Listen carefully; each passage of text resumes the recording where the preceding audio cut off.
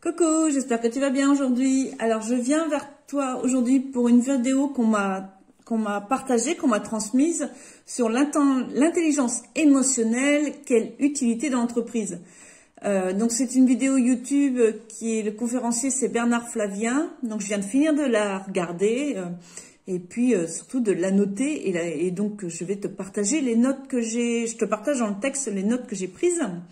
Et donc, la première chose que j'ai notée, c'est que l'esprit est plus fort que le mental. Alors, déjà, entre nous, eh bien, je pense que ces deux concepts, seront l'objet d'un futur article, car comme aujourd'hui, c'est le sujet de l'intelligence émotionnelle, si je commence à partir sur la différence entre l'esprit et le mental, on n'a pas fini. La vidéo, ça va pas être 1 heure, hein, ça va être le double.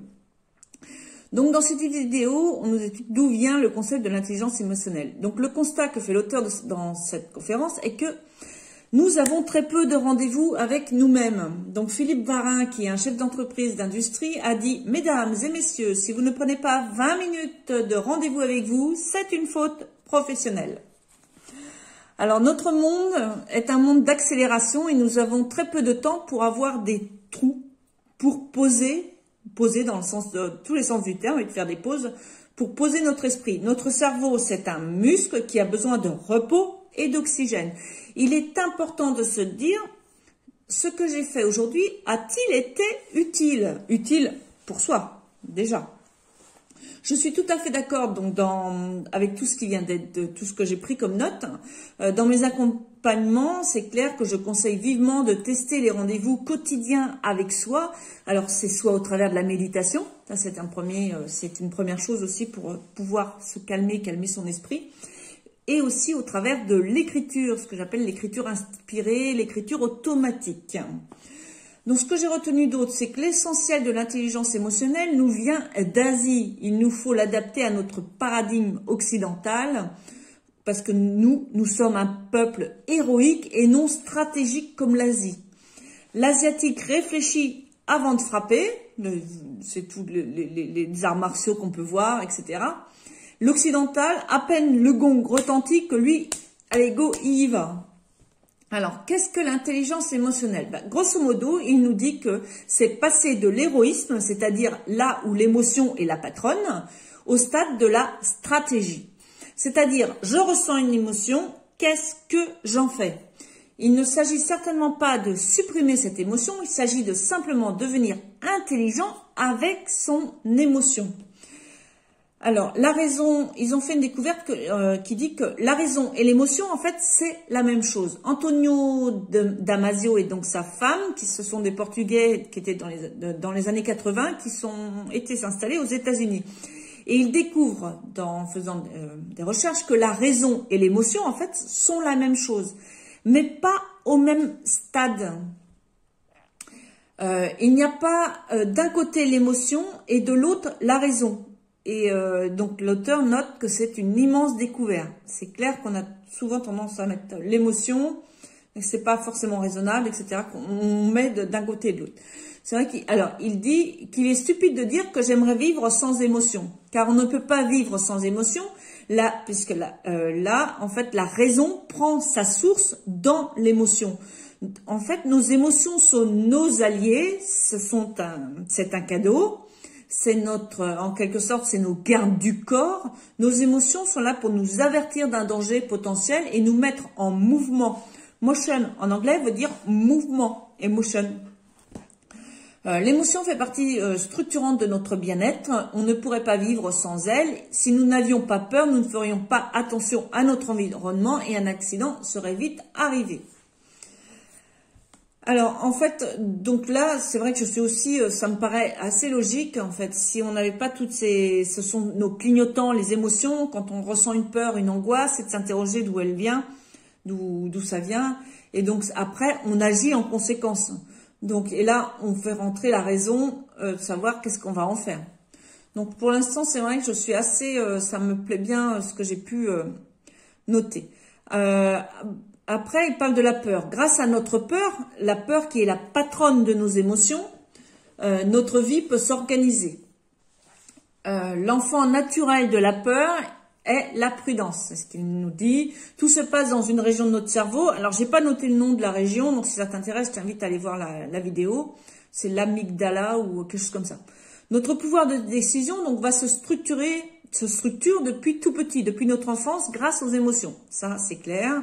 Avec les enseignements de Lise Bourbeau, on découvre aussi que tout est d'autres enseignants aussi, que c'est avant l'âge de 7 ans que tout se joue, entre guillemets. On n'oublie jamais rien. Notre cerveau est tel un appareil photo qui va mémoriser les événements. Quand on revoit une photo, par exemple, tu as une photo d'un souvenir que tu revois même 20 ans après, eh bien, tu vas le souvenir qui va revenir. Une photo, c'est comme un bibliothécaire, en fait. Elle va donc renvoyer à notre souvenir. Et le cerveau, il engrange tous ces souvenirs, en fait.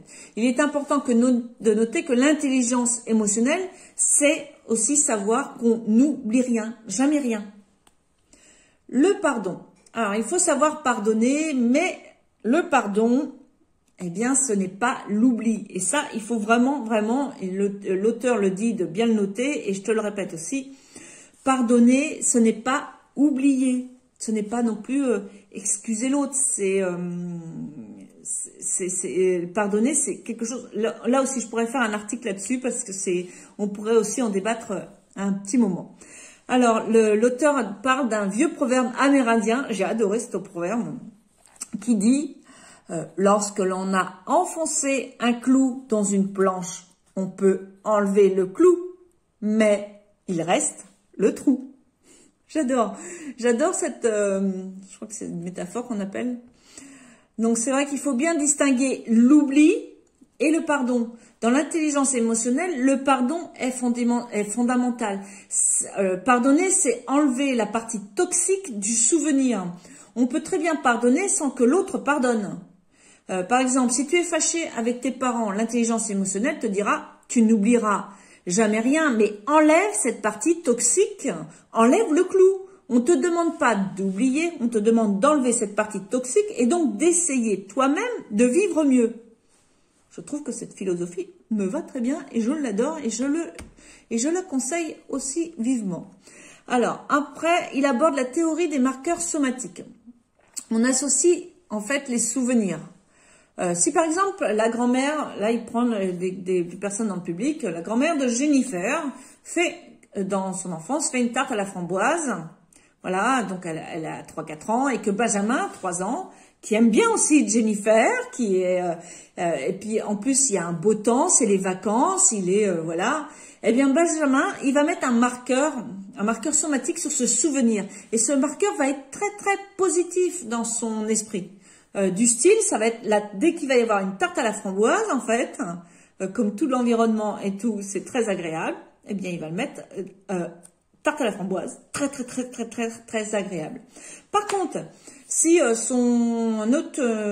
tante, par exemple, d'un autre ami qui s'appelle Laurent, pareil, qui a 3-4 ans, c'est un garçon qu'il aime bien, mais bon, pas plus que ça, c'est moyennement. Par rapport à Jennifer, évidemment, c'est déjà un garçon, donc il aime un peu moins. Il fait une tarte à la rhubarbe. Et que ce jour-là, par exemple, il fait très mauvais. Voilà, il gronde, il fait de l'orage, il fume. Benjamin va donc associer dans son esprit la tarte à la rhubarbe. Il va mettre un marqueur dessus, moment désagréable.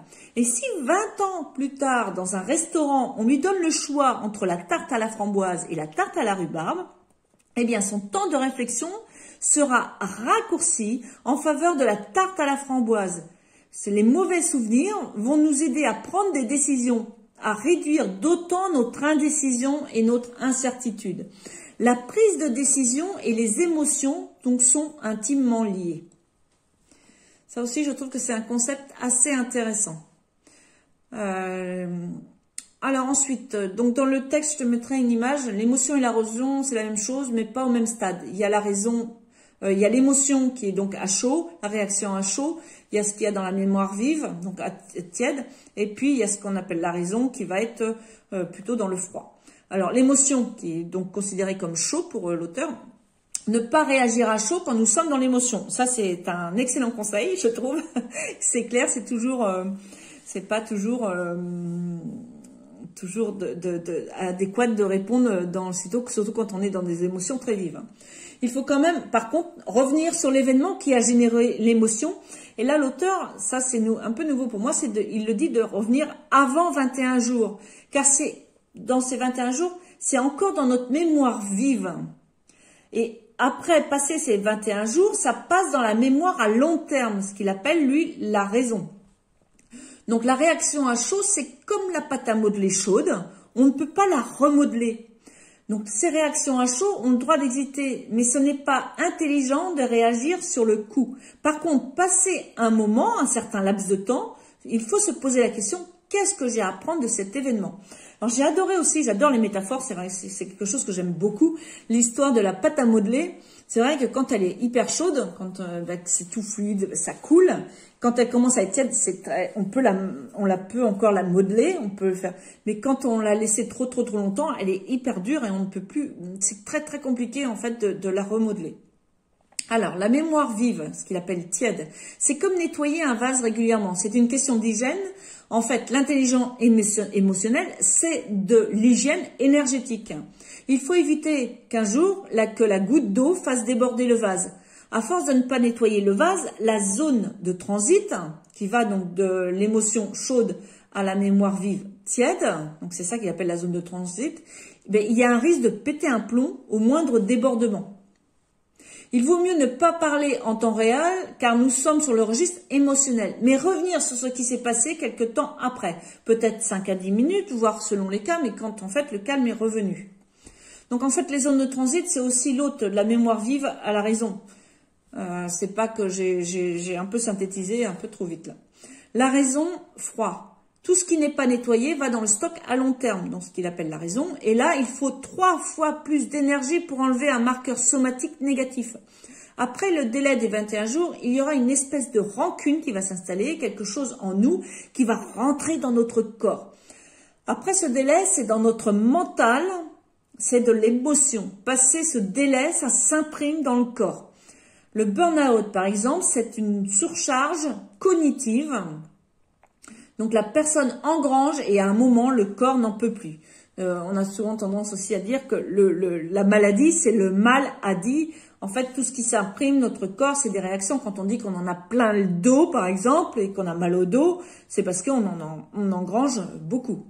Donc pour résumer cette première partie, l'auteur nous dit que le plus important, c'est que les émotions, ce sont des cadeaux, que nos émotions, ce sont nos gardes du corps, que l'autre, c'est pas moi, que la loi des 21 jours est très importante puisqu'il faut nettoyer le vase au fil de l'eau. Voilà, c'est les 4 gros points qu'il a mentionnés. Et qu'il ne faut donc pas réagir à chaud, qu'il faut plutôt ralentir, laisser refroidir avant de réagir.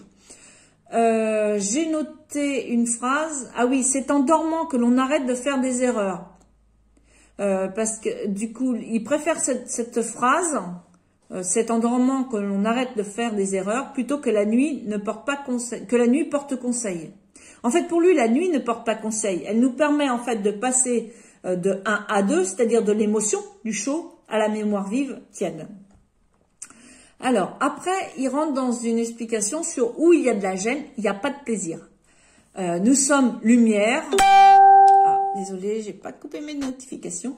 Alors, nous sommes lumière, on retourne à la lumière et non pas nous sommes poussière et on retournera à la poussière. J'aime bien cette vision-là aussi.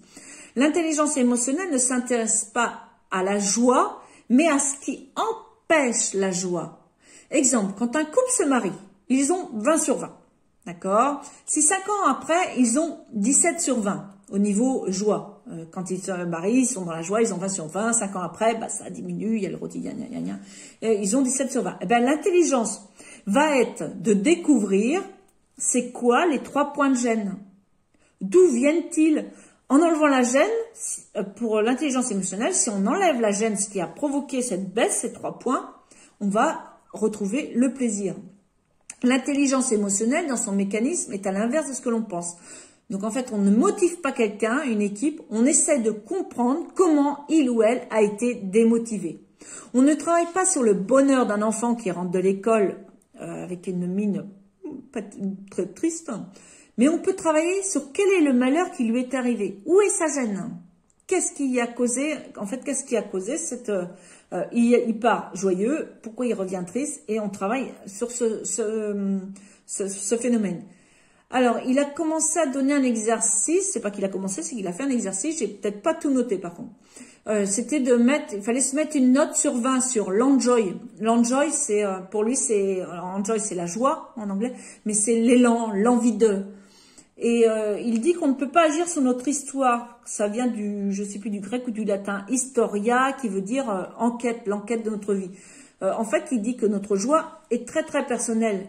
Mais on peut, même sur quelqu'un qu'on veut aider, on peut pas travailler sur sa joie parce que c'est quelque chose de très personnel. Par contre, on peut aller l'aider sur ses points de gêne, sur ce qui l'empêche en fait d'être joyeux, naturellement. Là, on part du concept, du principe que la joie est innée en fait, qu'on l'a d'avance, on est joyeux en gros. Alors après, il parle de lâcher prise. Qu'est-ce qu'on appelle le lâcher prise? Ça, ben, le lâcher prise, c'est bon en Asie en fait. Chez nous, en fait, le lâcher prise, ça consiste à passer du verre à moitié vide au verre à moitié plein. J'adore aussi cette image en fait. Exemple, le matin, au lieu de voir le verre à moitié vide, par exemple, il fait moche, il fait froid, c'est en hiver, on en a marre, etc.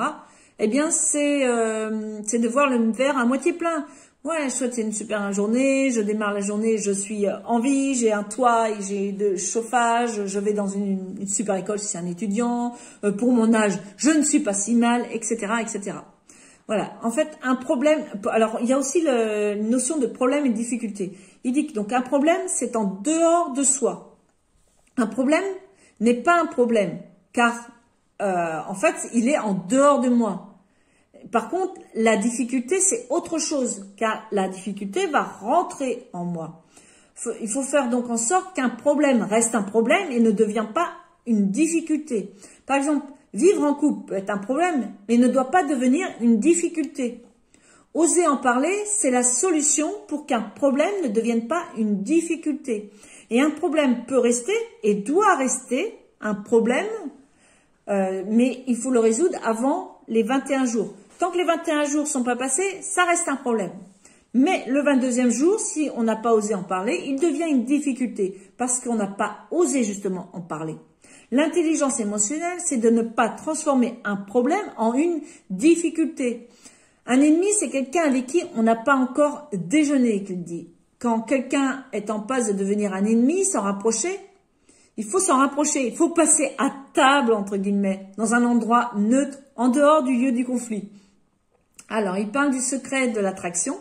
Donc, la base de l'intelligence émotionnelle, c'est l'autorisation, parce que je le vaux bien, pourquoi pas moi? Si on s'autorise notre partie lumière, on va irradier sur les autres. Mais si vous arrivez en vous culpabilisant, vous allez diminuer en fait cette lumière.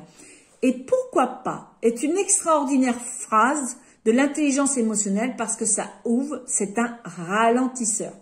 Exemple, une fifi, la fifi à sa maman qui demande à sa mère, maman, est-ce que je peux sortir avec mes copains de m'asseoir? La maman qui répond, pourquoi pas? Ben, ça ne veut pas dire qu'elle approuve, mais un pourquoi, si elle avait dit pourquoi, ben là ça aurait été une intrusion dans la sphère de sa fille. Et donc pourquoi pas, en fait, de dire pourquoi pas, temporise, donne le temps de la réflexion. La phrase, donc c'est vraiment une phrase, la phrase magique en plus de pourquoi pas, c'est pourquoi pas moi. Quand on fait quelque chose et qu'on se pose la question, pourquoi pas moi? Il faut être centré en fait. Donc qu'est-ce que ça veut dire être centré? Ça veut dire c'est qu'est-ce que je veux? Qu'est-ce qui est important pour moi? Je dois être clair dans ce que je veux dans un premier temps. Et dans un deuxième temps, c'est qu'est-ce que je peux faire? Alors, il faut savoir que ce que tu veux et ne veux pas, alors sache ce que tu veux et ne veux pas plus que ce que tu peux. En fait, il faut savoir ce que tu veux et il ne faut pas vouloir plus que ce que tu peux. Par exemple, si tu as il parle d'une maison. Si tu as une maison à 600 000, 800 000 euros, te suffit. Mais que tu as quand même les moyens pour acheter une maison à 1 million. Pourquoi? en fait, ne fais pas plus, ne demande pas plus que tu peux, en fait. C'est le contraire, je viens de m'embrouiller. En fait, si tu veux une maison, si tu as de quoi acheter une maison à 800 000, ne te mets pas en tête d'acheter une maison à 1 million. C'est ça, en fait, que ça veut dire. La clé de l'intelligence, à la fois, donc la clé de l'intelligence, c'est de se dire, on fait un miracle à la fois, un petit pas de bébé. J'adore les petits pas de bébé, donc c'est la même dynamique. Et j'ai noté aussi que quand on est en contact d'un cheval, eh bien, un cheval ne vient pas vers une personne qui n'est pas centrée. Ça, j'ai jamais testé et je l'ai noté parce que je trouve ça très intéressant. Il parle du nous. J'adore aussi cette idée du nous. Nous, c'est une personne à part entière. Souvent, d'ailleurs, je vais peut-être faire une autre vidéo.